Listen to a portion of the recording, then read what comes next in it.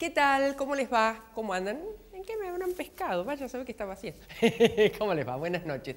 Bueno, vamos rápidamente. Tenemos un programa muy interesante, como habitualmente, no por nosotros, pero sí por la calidad y la calidez de nuestros entrevistados, ocurre aquí, en la misma piedra. Saben ustedes que me viste Si supieras vida mía. Hola, Marquinhos. ¿Cómo le va? Dorrego Sí. 911, Sí. teléfono 341-5-4283-48. Ya en medio primaveral, todo con fibra, hermoso. Y este manto que es precioso, este chal, Marquinhos. De Las López, Las López, Las López, acá con tengo cabeza. z.com.ar, diseño argentino, Sí. hecho con tejidos ancestrales. Y estos aritos y ya termino.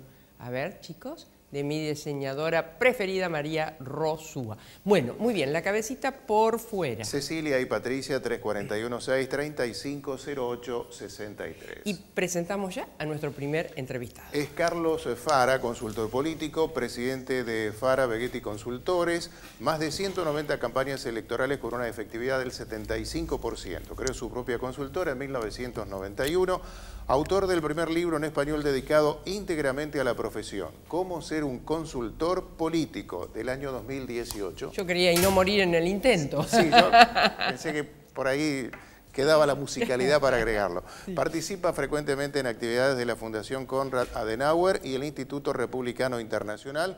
Fue presidente de la Asociación Latinoamericana de Consultores Políticos, primer presidente de la Asociación Argentina de Consultores Políticos y actualmente es uno de los 5 vicepresidentes de la Asociación Internacional de Consultores Políticos. Hola Carlos, bienvenido, gracias. No, por favor, un placer como siempre estar contigo. Bueno, muchísimas gracias. Bueno, panorama presidenciable. Tenemos 5, pero 3 que están aparentemente en la puja. Corremos la cortina, ¿qué hay? Bueno, mira, primero lo que hay es un escenario de bastante fragmentación, ¿no? Digamos, que seguramente va a tener modificaciones en los guarismos respecto a lo que pasó en las primarias, como siempre ha sucedido. Si vemos 2015-2019, la mayor cantidad de gente que en general va a votar en la general modifica, digamos, un poco la torta de reparto. Por eso significa, digamos, que con alta fragmentación muy probablemente, digamos, vayamos de vuelta a un balotaje como en el 2015. Y anoto, sí, probablemente balotaje. Sí, sí, sí.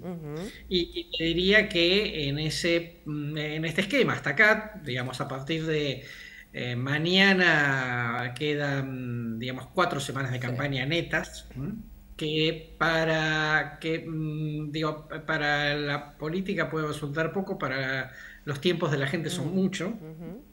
Y que obviamente van a ser las 4 semanas más importantes porque de lo que hagan, transmitan, pueden, digamos, o no quebrar alguna tendencia. Te diría que en principio, digamos, obviamente el boom de Milei lo mantiene en primer lugar en la intención de voto. Uno debería decir que es el que, de los 3 principales, el que más probablemente tenga el ticket comprado para esa segunda vuelta.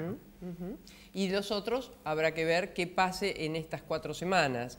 Pareciera, quiero escucharte a vos, que Massa con el tema del impuesto a las ganancias y bueno, y una serie de anuncios que ha hecho, bueno, lo del impuesto a las ganancias logró media sanción, que no es poco. Habrá que ver si el Senado y Cristina de Kirchner le facilita tener esa ley.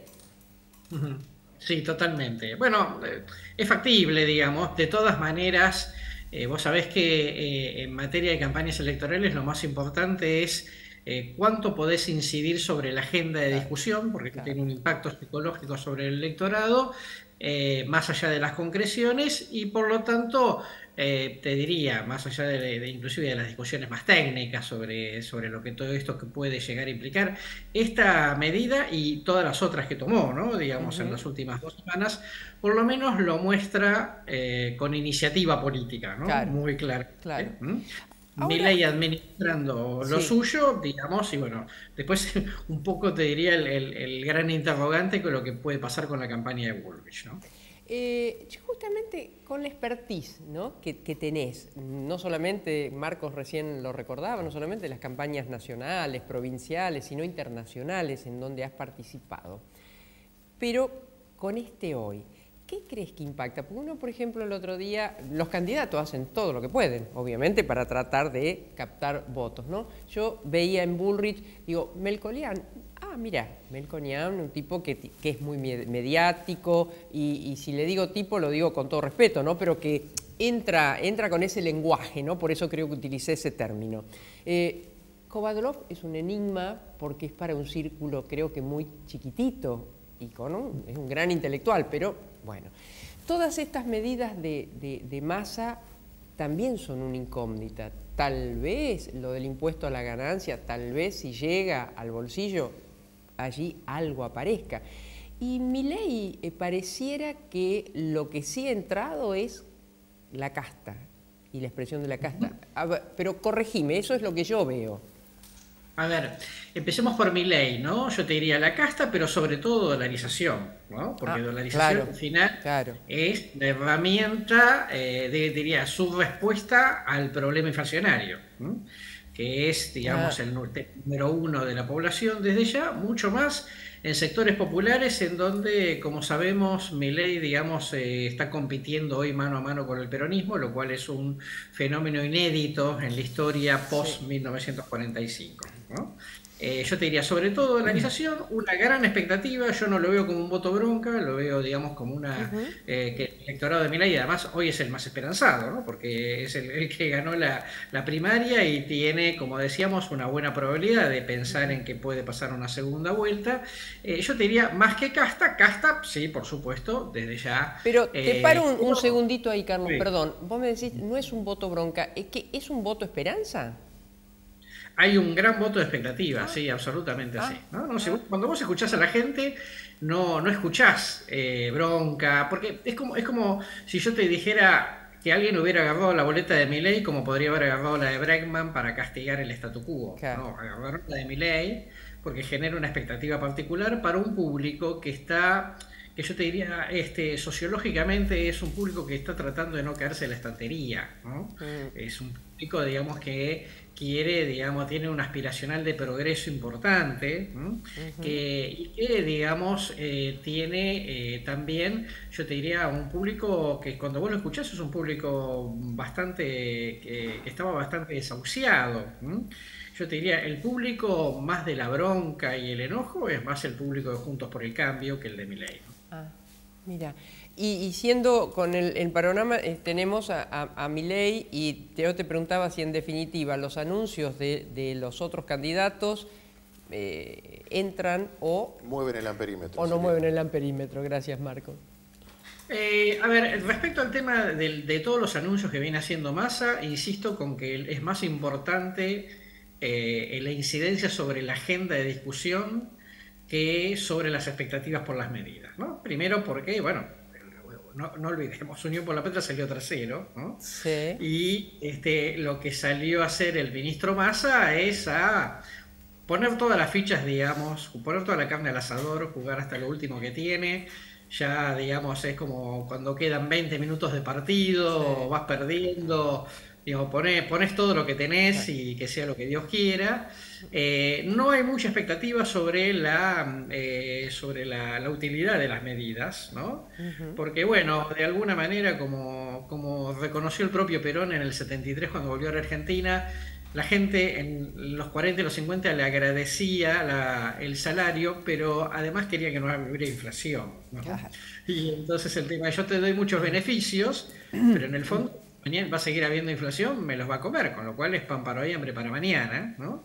Además de, por supuesto, digamos, el oportunismo electoral, ¿no? Con lo cual yo te diría, poca efectividad de medidas como tal. Sí, digamos, un personaje que muestra liderazgo, que muestra audacia y que obliga al resto de los actores a hablar sobre las cosas que él hace o dice, ¿no? ¿Y Bullrich? Bueno, a ver, respecto de lo que vos mencionabas, yo creo que de estos anuncios me parece que obviamente el de Melconian es por lejos el más interesante, porque tiene ese lenguaje Valentín Alsina, como él mismo lo dice, ¿no? Ese lenguaje barrial, ¿no? Muy didáctico, que creo que puede llegar a tener un rol importante, sobre todo teniendo en cuenta que el principal tema es cómo se sale de la crisis económica. Milei es economista, Massa no es economista, pero es el ministro de Economía, y Bullrich, que sabemos que venía, vamos a decir así, un poco floja en cuanto a declaraciones en lo económico, y que de esa manera, digamos, la figura de Milei la figura de Melconian viene, digamos, a empardar un poco más mejor la discusión. Después todo lo demás es un poco más de lo mismo, ¿no? Digo, si vos ponés una figura intelectual como Kovaldov, es para tu propio público, eso no gana, digamos, para afuera, ¿no? Es un prestigio interesante, digamos, pero no gana votos. Y por el otro lado, la verdad es que Milei, la agenda ya la conocemos, polémica, pero la conocemos. La agenda de Massa es la que está ocurriendo desde la gestión, y Bullrich como que no tiene, digamos, una agenda de temas, ¿no? Está claro por su primer spot que está poniendo mucho énfasis en el tema del orden, que no es el principal tema de la sociedad. El principal tema, insisto, es la crisis económica, y sobre otro tema que tampoco, digamos, le permite obtener votos más allá de la propia pecera, que es el tema de terminar con el kirchnerismo. Para el votante de Massa, ni hablar. Pero también para el votante de Milei. El votante de Milei lo que le importa es terminar con la inflación. Si es terminar con el kirchnerismo, bueno, bien, qué sé yo, y si no es un tema que lo conmueva, ¿no? Marcos. Esta seguidilla de victorias que ha tenido Juntos por el Cambio en las provincias, una muy contundente aquí en Santa Fe, la del Chaco, si bien encabezado por gente del radicalismo, bueno, podría, digamos, incentivar un poco la posición de Patricia Bullrich, de Juntos por el Cambio. Bueno, siempre es bueno tener clima a favor, ¿no? Es decir, cosas para contar positivas dentro de tu mismo espacio político, sin lugar a dudas. También sabemos, digamos, que son noticias que pierden su efecto, digamos, muy rápidamente. Y además para un público más politizado, ¿no? Digo, porque si uno simplemente, digamos, toma en cuenta todas las noticias más políticas que tenía, que experimentaba Milei antes de las PASO, que se le caían candidatos, el tema de la compra de candidaturas, que sus candidatos no rendían en las elecciones provinciales, nada de eso obviamente afectó. Entonces te diría, si yo fuera Patricia Bullrich, preferiría tener esas victorias para generar clima, pero no necesariamente, digamos, te cambian una tendencia nacional. Ahora, ¿qué le pasó a la política? Porque llega Milei, que nunca administró, creo que absolutamente nada, sin estructura, sin tener, bueno, no sé qué pasará el domingo en Mendoza. Algunos dicen que de Marchi, de ganarle a Cornejo, puede ser un gobernador de Milei, pero vamos a suponer vamos a darle ese changüí, pero no tiene mucho más. Y de ahí derecho a gobernar Argentina, ¿qué le pasó a la política? Mira, primero decir que hay una crisis estructural de la política a nivel mundial, digamos, ¿no? Digo, obviamente yo soy mal de mucho consuelo de tontos, pero digamos, todo hay que ponerlo en contexto histórico, ¿no? La política en el mundo globalizado, la política tal cual la conocíamos de la modernidad, que se está terminando, te diría que tiene muchas dificultades para generar expectativas, para generar utopías, para hablar de proyectos colectivos, etcétera, etcétera. Perdón, veíamos el otro día lo que pasa en Chile, ¿no? A 50 años de la democracia y bueno, todos los conflictos que de alguna manera, con sus características, se parecen a los nuestros. Totalmente, totalmente. Para una región en donde está complicada, digamos, en sus procesos políticos. Vos mencionabas Chile, pero es un proceso muy complicado el de Perú, muy complicado el de Ecuador. Tiene algunas complicaciones el de Bolivia, ni hablar la situación Venezuela. Colombia, digamos, ha hecho un cambio histórico, digamos, eso le ha generado mucha dificultad. Brasil veremos, digamos, Ecuador. Vamos a ver qué pasa, Ecuador, etcétera. prácticamente te diría que se salva Uruguay, ¿no? Sí. Y en parte Paraguay, que ya tuvo su elección y mantuvo, digamos, el mismo signo político. Después, en general, todos estamos complicados, de vuelta, para una región que tuvo un boom económico histórico, más o menos entre 2004 y 2014, y no lo supo aprovechar. Digamos, vuelve a tener las mismas deficiencias estructurales conocidas, la región más desigual del mundo, la región más violenta del mundo, ¿no? La que tiene el 8% de la población mundial y tuvo el 30% de los casos de contagio de COVID. Si hay algo en América Latina que no está funcionando, y Argentina vive en un barrio complicado, además de lo que le agrega. Y yo te diría, en el caso particular de la Argentina, un proceso inédito de 3 gobiernos seguidos que terminan con balance negativo, nunca había sucedido. Se rompe un poco esta lógica de, bueno, hay un gobierno no peronista que termina en crisis económica, pero viene un gobierno peronista para resolverlo. Acá este gobierno peronista, digamos, de alguna manera termina con una situación y quizá claramente más negativa que la que dejó el gobierno anterior. Y a partir de eso, la gente nos obliga a quemar la biblioteca y empezar a escribir todo de vuelta. Porque esto que vos decís es muy importante. Todos suponíamos, hasta acá, ¿no?, si bien todavía falta por lo menos una y hasta 2 elecciones presidenciales en este año, pero la verdad es que todos imaginábamos que Milei podía ser un buen llamado de atención al statu quo político, pero de ninguna manera, digamos, que la gente se olvidara de que después hay que gobernar un país de 45 millones de habitantes y casi 3 millones de kilómetros cuadrados.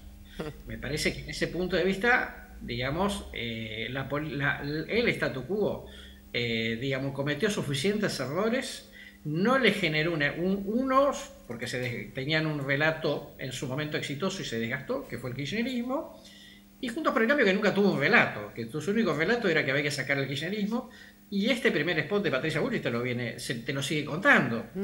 No dice a qué Argentina vamos, dice que hay que tener orden y sacar el kirchnerismo, y eso no le alcanza a las expectativas de la sociedad. Y esa crisis en que está sumergida la política también afectó a quien tiene que medir la política, ¿no? A los encuestadores se le está complicando y mucho, me parece, bueno, lograr un resultado efectivo, porque a veces la gente dice cosas cuando lo consultan y después el voto va para otro lado. ¿Cómo lo está viendo desde su sector?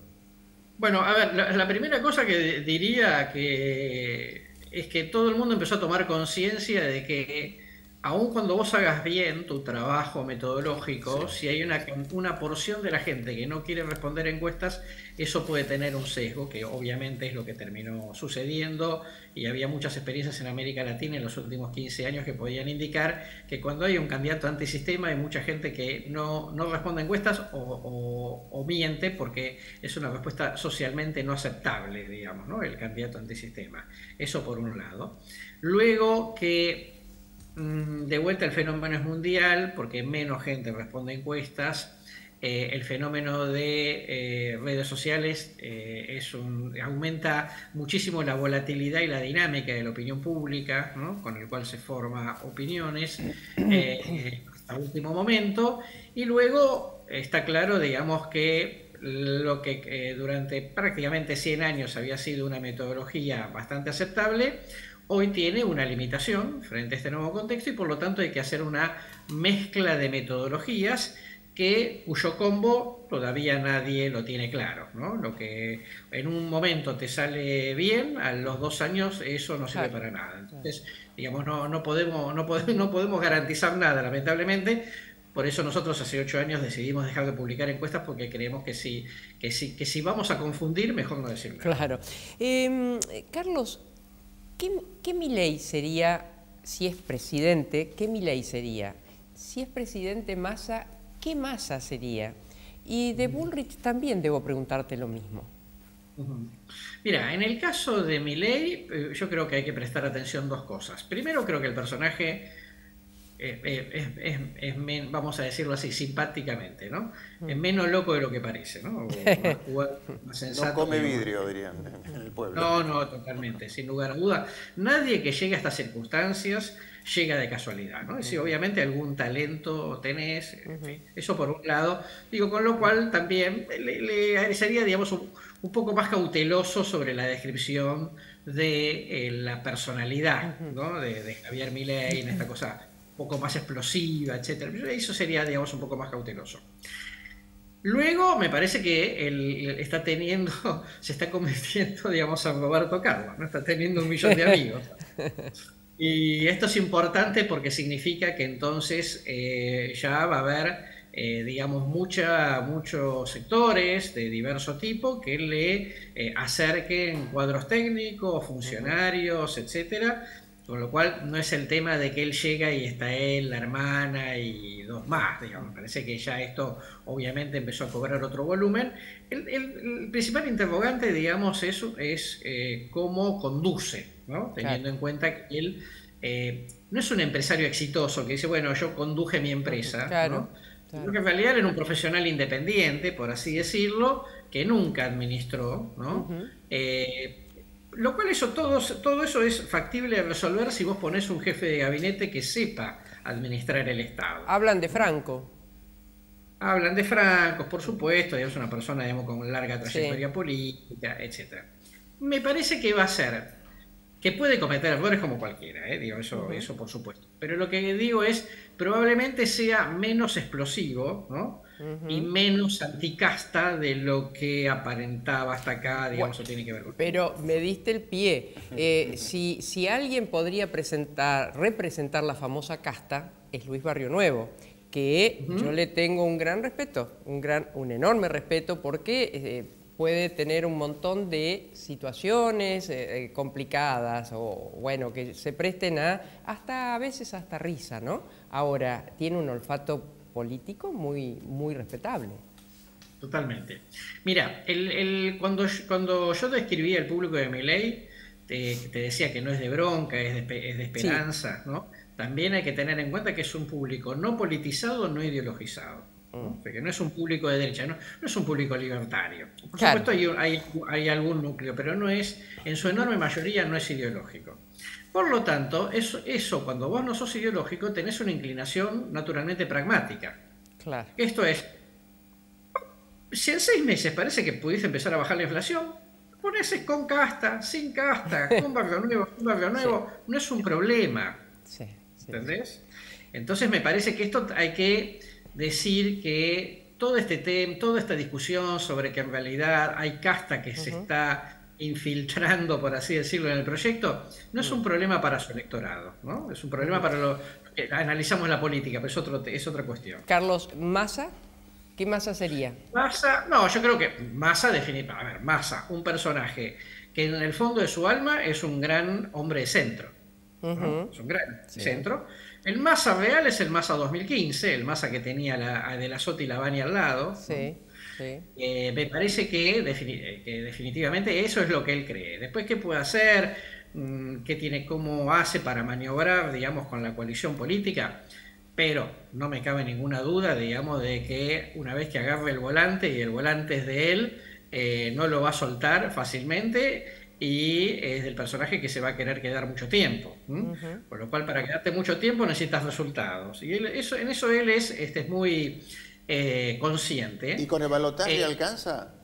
Llegando al balotaje le alcanza para ser ese, digamos, la persona que se presente como el representante de este sector?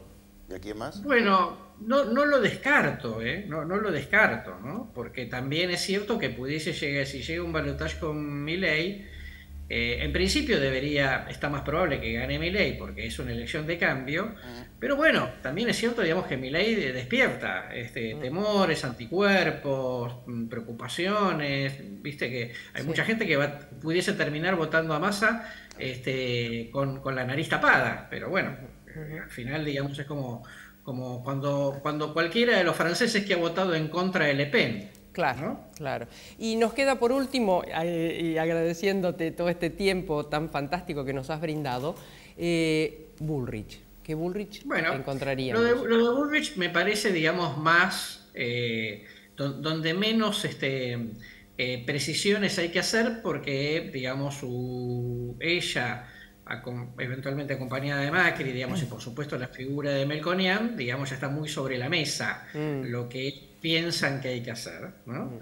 Sí creo, no me caben dudas también, que sería un poco más moderada de lo que aparece, digamos, en alguno de sus discursos, ¿no? Seguramente es, digamos, haría, vamos a decir, alguna concesión más a la política, ¿no?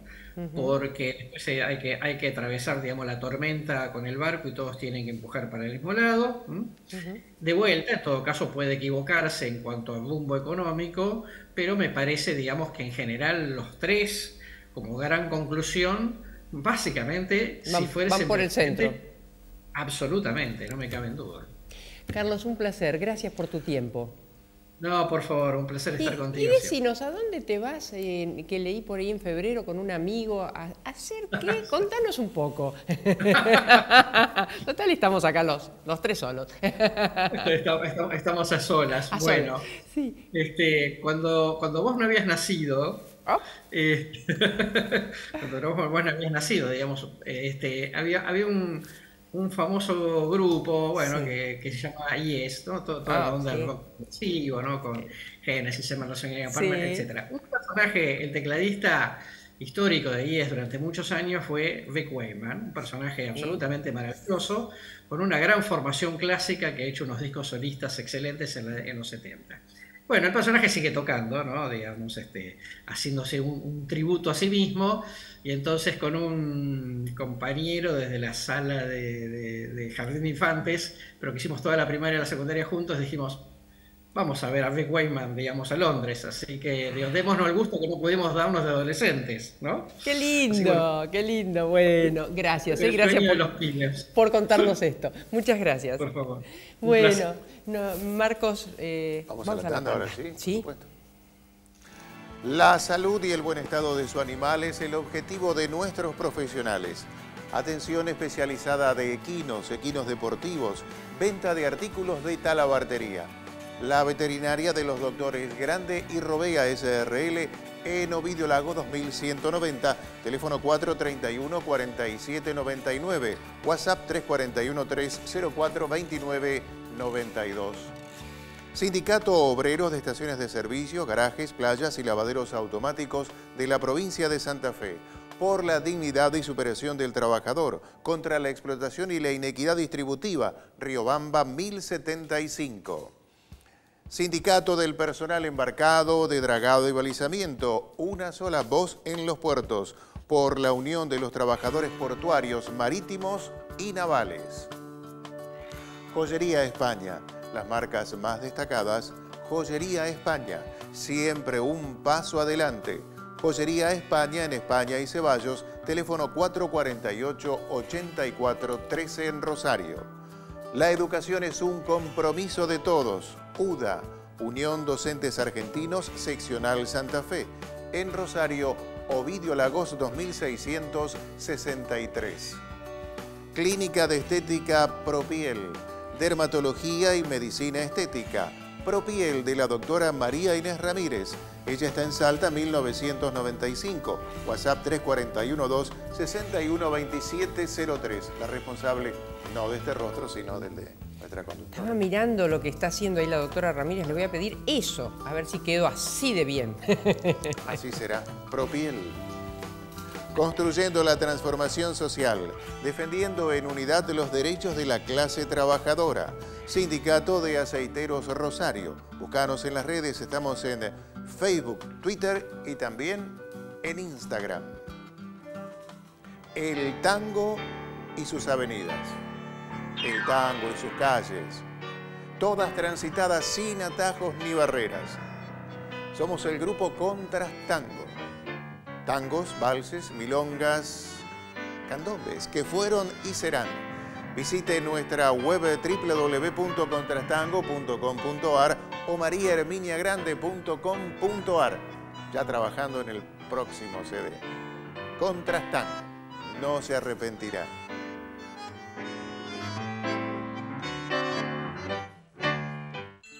Atilra es artífice de un proyecto solidario, colectivo y social.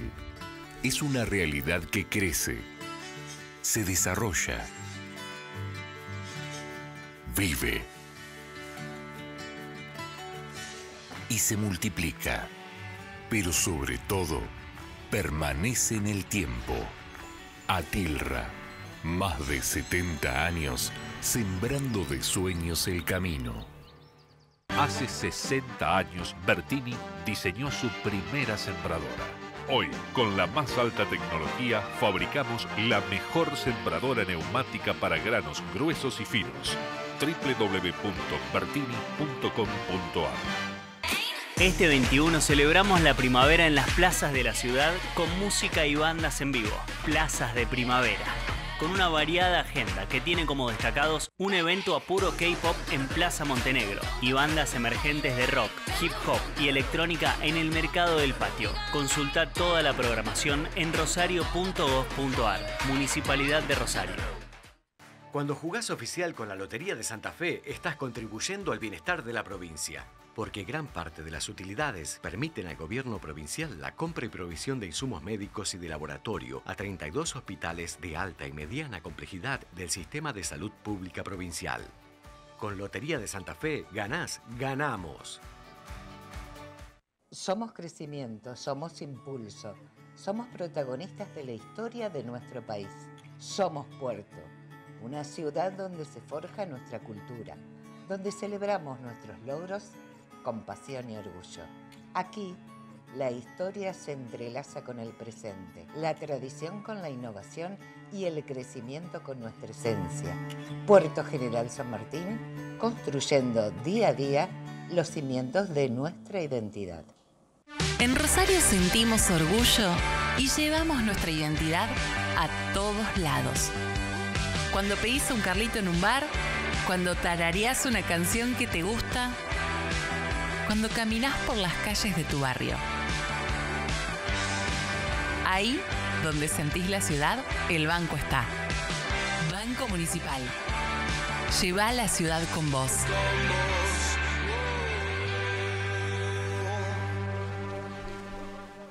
Este es mi recorrido. Me sumo. Quiero que me lleve una mujer. Pago con tarjeta. Somos tu voz. Somos el Consejo Municipal de Rosario. Seguimos planificando y transformando la ciudad. Una ciudad que va cambiando, que crece, que se renueva día a día. Lo soñamos, lo creemos, lo hacemos.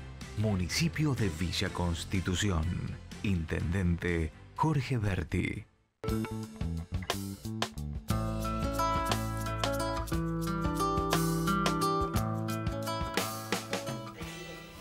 Bueno, Marquinews. Chau, Ricardo. Esto es Televisión Verdad. Nos ha venido a visitar el jefe, así que lo saludamos. Por supuesto. Un beso, Ricardo Murgia. Y en la mesa, Edgardo Arrieta. Sus comienzos como dirigente sindical se remontan a 1990 contra las políticas de Carlos Saúl Menem. Fue secretario adjunto de la CGT Rosario, director del ENAPRO, ente administrador Puerto Rosario, representante local de la Federación Marítima Portuaria y de la Industria Naval de la República Argentina, FEPINRA. Lo dije bien, es difícil, ¿eh? Titular de la Confederación Argentina de Trabajadores del Transporte, Delegación Rosario, desde 2019, secretario general de Dragado y Balizamiento, sección Rosario. Bienvenido. Gracias, Edgardo. Buenas noches.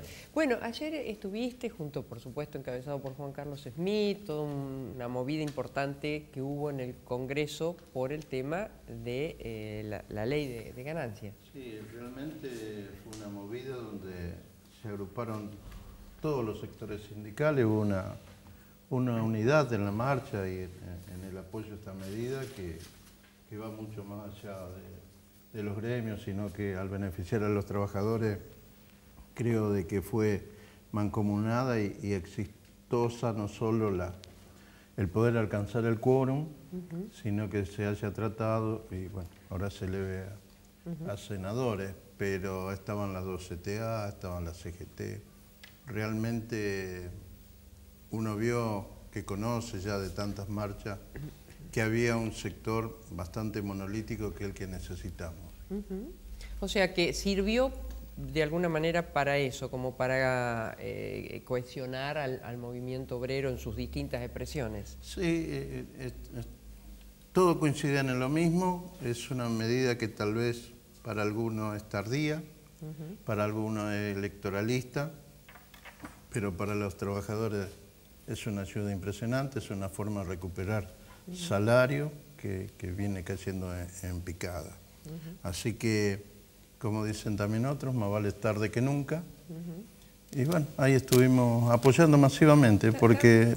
También, Edgardo, dicen que es poco la cantidad de trabajadores que los beneficia. ¿Es así? No, al contrario, van a quedar aproximadamente 80.000 trabajadores pagando solamente... ¿De todo lo en blanco? En todo, sí.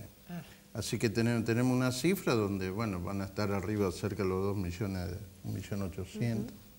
Y van a ser CEOs, fundamentalmente, directores, políticos también que tengan esos salarios, que ocupen el espacio. Así y que algunos que cobran con bonos también, o de bonos empresarios que... Sí, recordemos que esta es la cuarta categoría, porque el tema de impuesto a la ganancia se divide en 4 y podemos empezar a hablar de cuando Uriburu fue quien instala esto y después Juan Domingo buscando algún tipo de ingreso o sacarle a los que más tienen, después se distorsiona, ¿no? Claro. La inflación fue comiendo y lamentablemente el que pierde siempre es el de abajo, el trabajador. Recién el analista Carlos Fara hacía una radiografía un poco de los candidatos, especialmente de los 3, ¿no? Porque son 5, recordemos, está Schiaretti, también está Miriam Bregman, ¿no? Y esta noche debaten los vices. Y esta noche debaten los vices, sí. En un rato, después de nuestro programa, por supuesto. Tenían que esperar. Claro, sí, están pendientes de lo que dice Arrieta. Sí, por supuesto. No, fuera de broma. ¿Coincidís en un poco la radiografía, en que todos de última van por el camino del centro? Si llegasen, ¿qué mirada tienen ustedes? En lo personal, sí. Estoy como dudando de esta política que uno cree que vivió todo. Vos sabés bien, nosotros peleamos tanto por la democracia, fuimos en cana, nos metieron balas, nos hicieron de todo para pelear, ¿no? Para tratar de tener una democracia 40 que hoy, años, a 40 años está en deuda con la gente. Porque sabemos que es el mejor sistema, no queremos volver a lo anterior, pero es tan raro hoy discutir con la gente sobre los principales candidatos, se hace tan difícil. Y a lo mejor con un chico que no vivió lo que pasamos nosotros, uno puede decir, bueno, está bien, no lo vivió. Pero gente de 60, 70 años, como nosotros, que la vivió, que la padeció, que hemos visto desde el Rodrigazo para acá, infinidades de... Y vemos que cada candidato tiene una imagen donde hablan mucho de Sergio, que va para acá, que va para allá, pero podemos decir lo mismo de Bullrich, ¿no? Si bien la figura emergente es Milei, que aprovecha un momento y que los medios le han dado mucho espaldarazo y que hoy me parece que no saben cómo frenarlo, pero nosotros como peronistas, y por esto que te digo, creemos en la figura de Sergio Massa, porque va a ser el único, porque también yo lo escuchaba y decía, Patricia tiene todo arriba de la mesa. Ya vivimos lo de Macri. Vamos a volver a lo mismo. Que Alberto debería ser un mea culpa, la estamos pasando muy mal. Los propios sindicatos, los gremios deberíamos sentarnos, porque tal vez uno... No puedo hablar de mi sindicato porque le hemos hecho paro a todo. Nosotros tenemos una convicción que es la de defender al laburante y no salimos de ahí. Esté quien esté, sea de nuestro partido, el signo que sea. Pero lamentablemente este gobierno tiene causa. La sequía, la pandemia, la bajante del río. Sí, hay causa, pero también hay algunas cuestiones que podrían haberse llevado adelante y no se llevaron. Entonces hoy cuando ya estamos sobre el filo de las elecciones, se quiere modificar lo que no se hizo en tiempo, porque hay te lo dice alguien que ha tratado con muchos políticos y no somos escuchados. Con el gobernador por el tema de la bajante, estuvimos con Smith cerca de 3 meses para que nos reciba. No. Y en esa misma línea, ¿no? Porque vos decías, imagino lo difícil que es explicarle a los compañeros de ustedes y demás que hay de todo. El otro día, ¿quién me decía? Nos decía en la radio, alguien me parece que de los aceiteros, creo que Marcos Pose, nos decía, claro, nos decía que ellos también sufrieron un impacto porque en definitiva el 70% de los trabajadores votó opciones de derecha, o sea, votó Milei o votó Bullrich. Entonces, digo, con esa misma sinceridad que te caracteriza, ¿qué sería por el cual vos decís, bueno, en definitiva, medio que, lo traduzco yo, y medio como que, bueno, no nos queda otra, creo que es el mal menor, Sergio Massa, si no te interpreto mal. Ahora, sí. Sergio Massa es ministro de Economía. ¿Qué les hace pensar que podría dar vuelta una situación y hacer las cosas distinto? La esperanza. La esperanza en ver un país distinto y apostar definitivamente a alguien que nos escuche, porque el peronismo hoy está huérfano de dirigencia, hoy no hay militantes, somos tan poco, a veces cuando me junto con los viejos peronistas, de que gracias a Dios todavía quedan y son muchos amigos, y se añoran, porque vos has visto que en esto que se viene, en esta contingencia que estamos sucediendo, inflación, todo, nunca apareció el peronismo. Cuando yo me refiero al peronismo, no hubo bombo, no hubo marcha, no hubo bombas. Al contrario, ¿qué nos dicen a nosotros? No queremos, porque hoy la forma de hacer política es a través de Internet. Entonces digo, bueno, por eso vuelvo al comienzo. No sé dónde estoy parado hoy, porque los chicos también he visto, porque uno también se tiene que, si se actualizar, queda, claro. Si no, y le preguntaban quién era el que había salvado Independiente y todos sabían. Ahora le preguntaban quién había generado la deuda y no sabían contestar, decían cualquier disparate. Y eso nos pasa. La juventud se ha transformado hoy en un medio importante para las elecciones, pero no está a la altura, lamentablemente, como lo veníamos teniendo nosotros. Nosotros ya desde la secundaria, a mí me tocó Allende en Chile, y uno dice, ¿qué teníamos que ver con Chile? Sin embargo, salíamos a la calle a defender a Allende. Me tocó la muerte de Perón en toda la secundaria. Y vos veías que el alumno de sexto año no era que buscaba sacar un rédito político como se utiliza ahora la política. No, era para mejorar. Tomábamos los colegios, pero ¿por qué tomábamos? Porque queríamos tener un pizarrón acorde, que no se llueva en la escuela. Iba a una escuela como la técnica número 6, no es que iba tampoco a... Claro. Y éramos distintos. Hoy a los chicos, me refiero a chicos, adultos también, sí, ¿no? Sí, claro. No. Sí. Chicos de 18 hasta mucho más. Cuando vos le empezás a preguntar un poco y te dicen que te quedas sin palabras. Estuvieron ustedes hasta acá. ¿Por qué no nos dejan que nos equivoquemos nosotros si ustedes se equivocaron 40 años? Porque la única verdad es la realidad. Sí. Y qué difícil, ¿no? ¿Y vos cómo revertís con los compañeros? Es verdad, nos equivocamos muchísimo. Porque acá el que dice yo no tuve nada que ver, todos estamos dentro de la bolsa. Pero fundamentalmente yo he hecho la culpa al desastre del partido, a la sordera. Me parece que el no escuchar a los que saben o creerse de que simplemente con un estandarte y decir soy de, te va a salvar, o no decir que soy de este, te va a salvar y así nos va. Edgardo, y además de esta despolitización o esto con tanta sinceridad, nos lo compartís con nosotros, eso que te dicen, mirá, ustedes ya se equivocaron, déjennos ver qué hacemos nosotros.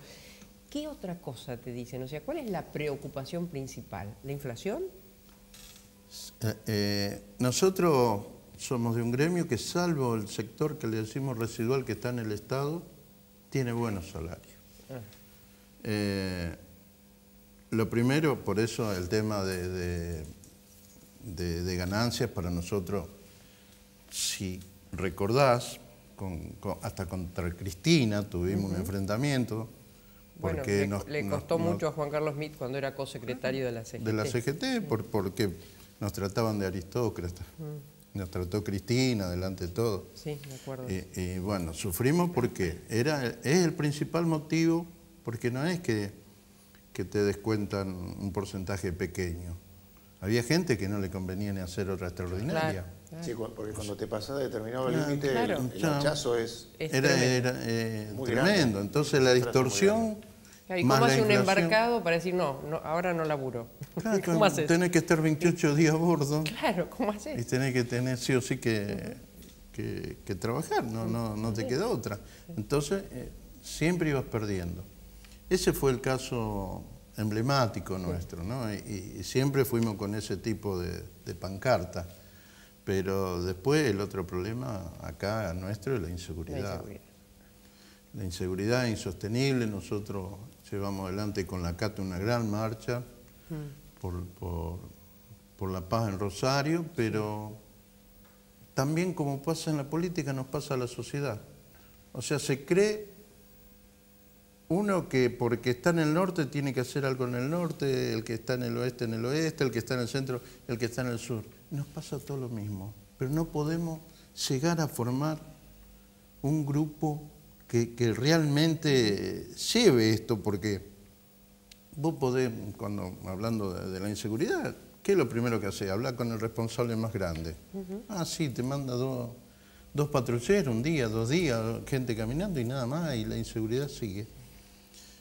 Pero no hablemos del narcotráfico, ahí ya nos metemos en otro, pero lo que es el tema de inseguridad en los barrios, no hay barrio que no le hayan robado los picaportes, los cables, las luces, los medidores de agua. Y al trabajador cuando va a su trabajo.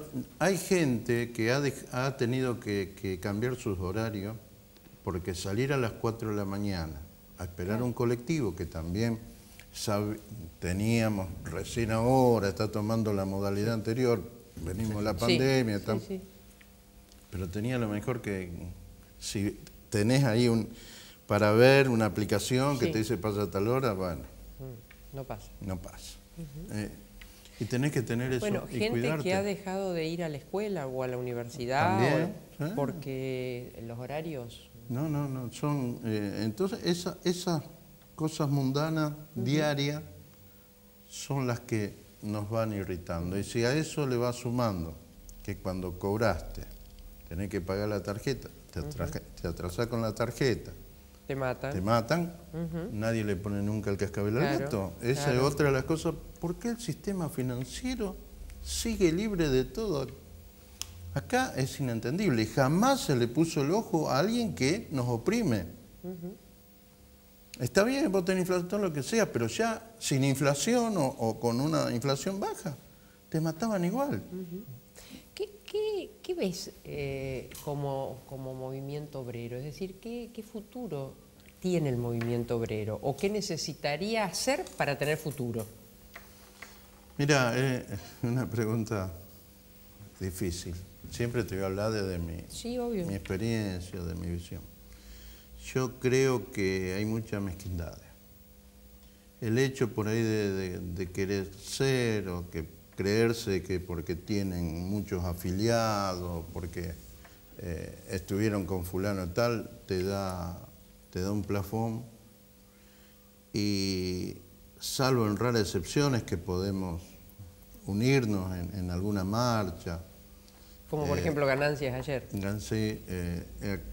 En la región es muy difícil. Es muy difícil, encima tenemos la discrepancia de camioneros, que hace más difícil porque un sector está con Moyano, el otro está con Aladio, y eso también genera de que algo que quien está sentado al lado tuyo sabés bien, junto a Néstor Ferraza, abrimos la CGT y era un ícono, trabajamos con la región centro, con la Nación. Habíamos logrado teníamos también jugadores de primera, Matías Layus, bueno, Ferroni, el compañero Palombi de Correo. Éramos unos pibes que pusimos de pie la CGT y estábamos orgullosos, y la CGT tenía participación en todos lados. Después de esto de camionero, empieza un poco el abandono, y hoy así somos tratados también.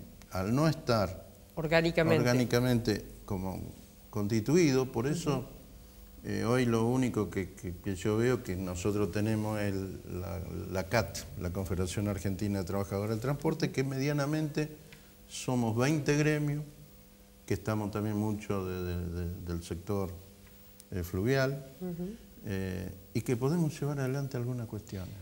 Pero no más que eso, nosotros llegamos a ser cerca de 90 gremios en la CGT. Hoy en la CAT somos 20. Claro. Es importante, sí, pero no alcanza. No alcanza. Nombraste justamente los gremios y lo que tiene que ver con lo fluvial. ¿Y qué está pasando con la hidrovía? Ustedes saben bien, ustedes conocen, porque padecen o no, o disfrutan. La hidrovía es una palabra que se dice tan sueltamente, ¿no? Hablamos de soberanía, podés decir cualquier cosa de la hidrovía. Claro, que es simpática, porque siempre le decíamos, la Bolsa de Comercio había que canalizar, había que hacer más, porque ellos tienen en su mente, en su formación, mayor calado, más tonelada, mayor ingreso. Menos barcos y más. Claro, más, entonces... Más rendimiento. Claro. Yo tengo una anécdota con Hermes Wiener, que en su momento me dice, tenemos que dragar a 100 pies. Yo, bueno, le digo, ¿tenía algún amigo en Europa? Me dice, ¿para qué? Para ver si conseguimos un cabo de acero. Y me dice, ¿para qué tan? Digo, para amarrar el monumento. Porque se te viene todo abajo. O sea, y era estudioso, preguntaba siempre. Y se reía tanto y me dice, no se puede, no, tenés que modificar todo. ¿Y qué pasa? El Estado Nacional, cuando existía la flota de dragado, llevaba adelante todo sin costo alguno.